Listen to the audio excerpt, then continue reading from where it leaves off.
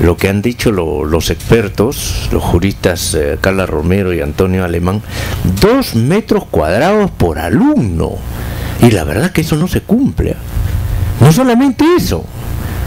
Conversando aquí con nuestros conductores, me están informando que está prohibido que en colegios que tienen educación inicial las clases sean en un segundo piso, y eso no se cumple. Y otra cosa más, Antonio y Carla, todos los días, no solamente donde yo circulo, sino en todo Lima, los colegios que son simplemente casas acondicionadas, llevan los alumnos de la puerta del colegio al parque municipal, todos los días, poniendo en peligro a las criaturas, y utilizan el parque municipal para hacer los ejercicios, qué sé yo. Oiga, la verdad de las cosas que hay una corrupción tremenda, porque para que hayan dado esas autorizaciones por parte de estas autoridades, que son los titulares de la UGEL, ¿no es cierto?, significa que aquí no hay control de nada y que todo sigue igual. Sigamos escuchando, por favor, esto que está interesantísimo. Gracias, Antonio y Carla. Así es, Jaime, un poco retomando el tema que tú has tocado. Sí es verdad que la gran mayoría de instituciones educativas de barrio, podríamos decir, que atienden una baja cantidad de alumnos, son casas acondicionadas, y eso es sumamente grave para nosotros. El otro tema que tú has comentado, que se da a diario, que utilizan los parques públicos como si fueran patios para que los niños hagan el ejercicio físico, la educación física, poniéndolos en peligro su integridad física. Y cuántas cosas pueden suceder en ese traslado de los niños del colegio al parque público. Por eso decíamos, ellos deben de cumplir con los requisitos de patio, que es 2 metros cuadrados por alumno, y no los cumple. También lo que comentábamos, que en ningún motivo los alumnos de educación inicial y primaria deberían tener sus aulas en segundos pisos. Y primaria, o sea, primaria, grave. Claro. Por eso es que se han visto accidentes donde los niños se han caído por las escaleras y han tenido causas mortales. También hay otros requisitos que podríamos mencionarlos, por ejemplo, que cuando el colegio tenga escalera para un segundo piso, la escalera no debe tener de ancho menos de 2 metros de ancho, y hay escaleras que no llegan ni a 1 metro. Entonces, por razones de evacuación, se pide que mínimo deban tener 2 metros de ancho en las escaleras. También se exige que los vidrios de los colegios sean estos vidrios templados, que al momento que haya un impacto se triture en pedazos pequeños. Como las lunas de auto, ¿no? Como las lunas de autos. Y también, si recorremos un par de colegios, nos vamos a dar cuenta que por el costo, para ahorrar costos, ponen el vidrio simple, que cuando se rompe o se raja hace como un cuchillo y puede cortar al niño que está debajo de la ventana. Así como estos ejemplos, hay muchos más que no se cumplen, y eso es responsabilidad de la UGEL y conjuntamente con la Dirección Regional de Educación. Retomando el tema de la infraestructura, como decíamos, para nosotros es sumamente importante que las direcciones regionales de educación, conjuntamente con la Gerencia de Desarrollo Social de los gobiernos regionales, asuman esa responsabilidad de la construcción de los colegios. Si revisamos el ROF, el Reglamento de Organización y Funciones, que quiero hacer un paréntesis acá, nos hemos dado con la sorpresa que en marzo, a fines de marzo, el Ministerio de Educación ha aprobado el nuevo Reglamento de Organización y Funciones del Ministerio de Educación. Es el Decreto Supremo 06 del 2012, sustituyendo el Decreto Supremo 06 del 2006.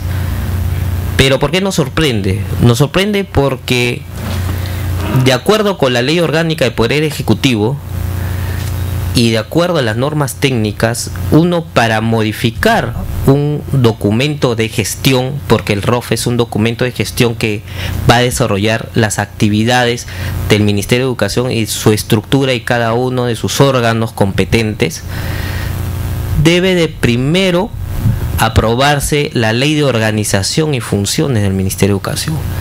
Entonces la ley orgánica del Poder Ejecutivo manda eso y las normas técnicas también ordenan eso. Pero la ley de organización y funciones no la tenemos. Lo que tenemos es una ley orgánica del Ministerio de Educación aprobado en los años 80 con otras funciones que ha sido totalmente modificado en los últimos 20 años con la creación del Ministerio de Cultura, con otras instituciones. Se han modificado inclusive los objetivos y las funciones del Ministerio de Educación. Por el tema de la descentralización, ¿no? Así es, también por el tema de la descentralización, en donde se ha compartido funciones y se han trasladado funciones a los gobiernos regionales. Entonces, ¿qué ha sucedido? Se han amparado o se han agarrado de la ley de presupuesto del 2012, en donde autoriza al Ministerio de Educación de manera general a aprobar sus documentos de gestión y aprobar su CAP. Su CAC es su cuadro de asignación de personal. Se han agarrado de ello para poder aprobar un reglamento de organización y funciones sin previamente tener una ley orgánica de funciones. ¿Por qué es grave eso? Para mí es grave como técnico en gestión pública, porque la ley orgánica de funciones, que se le llama la LOF, vulgarmente los técnicos le llaman la LOF, es la que te va a diseñar y te va a decir los objetivos y las funciones principales del Ministerio de Educación, cuáles son los servicios que brinda y cuáles son sus objetivos y sus funciones. O sea, es tu ley marco, tu ley madre. Entonces tú no puedes aprobar un reglamento si no existe tu ley marco. Entonces lo grave aquí es acá hay hijos sin madre, en todo caso. Exacto, hay hijos sin madre. O sea, hay bastardos prácticamente, y el bastardo aunque sea tiene una madre, pero en este caso no. No hay una madre. Lo peor de todo es que se vulneran las normas de gestión. Y ¿qué es lo grave, no? Como que estamos viendo con Antonio, que se han creado órganos que no tienen ningún tipo de sustento, y que por un lado a la población le vamos diciendo la preocupación fundamental de la educación son los estudiantes.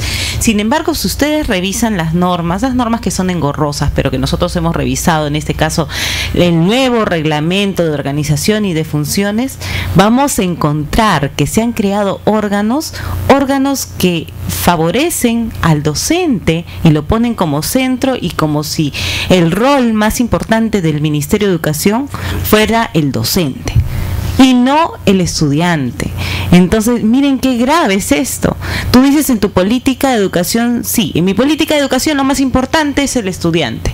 Y a la hora que desarrollas tu estructura normativa, a la hora que das competencias, creas órganos, pero que en realidad lo que estás haciendo es beneficiar a los docentes y no al estudiante. Pero no habría acá una voluntad política precisa, voluntad política, por ejemplo, del SUTEP, que nos ha empujado a eso, ¿no? A que sea el profesor, porque si es el profesor el centro de todo, en términos reales y no formales, entonces significa que él es el que va a ser beneficiado con el dinero, la capacitación, etcétera, etcétera, etcétera.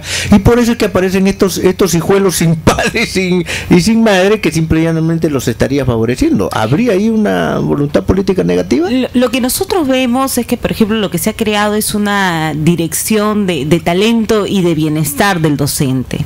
Y justo con Antonio decíamos, ¿y por qué no han creado una dirección del talento y del bienestar del alumno? ¿Quién se preocupa por el alumno? Que si realmente está nutrido, no está nutrido, si este alumno tiene supervisión de los padres o no la tiene. No se preocupan cuando el centro de la educación es ese. Entonces, ¿qué quiere decir? Si yo creo una unidad, para que entiendan los radioescuchas, si yo creo una unidad orgánica, le tengo que dar presupuesto. Y también voy a contratar personas para atender ese tema. Entonces, voy a dejar de darle recursos ¿a quién? A los mismos estudiantes. Voy a dejar de destinar recursos a los estudiantes. Entonces, esto sí consideramos que no es muy acertado. No puedes decir que la política educativa es importante el alumno cuando estás destinando recursos para los docentes, ¿no? Hay un principio muy importante en la gestión pública, es que en los documentos de gestión, en tus documentos de gestión, tú debes de colocar tus funciones que realizas de manera permanente. ¿Qué quiere decir esto? Que tu documento de gestión, ya sea el reglamento de organización de funciones o la ley orgánica de funciones, no debe desarrollar objetivos que son políticos, o no debe de desarrollar objetivos que son metas del gobierno. No debe ser así, porque estos son transitorios, no son permanentes, no son un servicio permanente que contribuye a la educación o que deba realizar de manera técnica el Ministerio de Educación. Por ejemplo, yo me refiero que se ha creado con el Reglamento de Organización y Funciones, la Dirección General de Educación Básica Alternativa, se ha creado la Dirección de Alfabetización. La alfabetización es importante, lo sabemos. Es una meta de todos los gobiernos acabar con los índices de analfabetos en el Perú. Pero ¿qué sucede cuando se termina? Ya no necesitas la dirección de alfabetización. La alfabetización, técnicamente hablando, se debe desarrollar mediante programas de alfabetización. ¿Por qué? Porque los programas son transitorios, tienen un tiempo de duración. Mientras que dura el problema, está el programa, y una vez que lo resuelve, ya el programa simplemente se disuelve. Pero tú no lo puedes poner como una función permanente, porque no lo es. Entonces, ¿qué podríamos deducir? Que este gobierno piensa que siempre va a haber analfabetos. O sea, siempre va a haber un trabajo de alfabetización permanente. O sea, no tiene un objetivo claro de que acá a 10 años, 5 años vamos a reducir el analfabetismo en el Perú. Entonces, eso es lo que sorprende, ¿no? Es algo subjetivo que está plasmado en un documento de gestión del Ministerio de Educación. Claro, entonces eso hemos visto que es grave. La creación de estas unidades orgánicas, la creación de unidades orgánicas que tengan funciones realmente transitorias por su naturaleza, y tú consignarlas en un documento normativo que tiene naturaleza permanente, no lo podemos hacer. Es algo totalmente inconsistente, incoherente desde el punto de vista técnico. Así es, no podemos desarrollar temas que no son permanentes. Ese es el problema, que cuando se desarrolla una ley o una norma, en este caso el Reglamento de Organización y Funciones, sin hacer previamente aprobado una ley marco, una ley que te haya definido cuáles son los objetivos claros.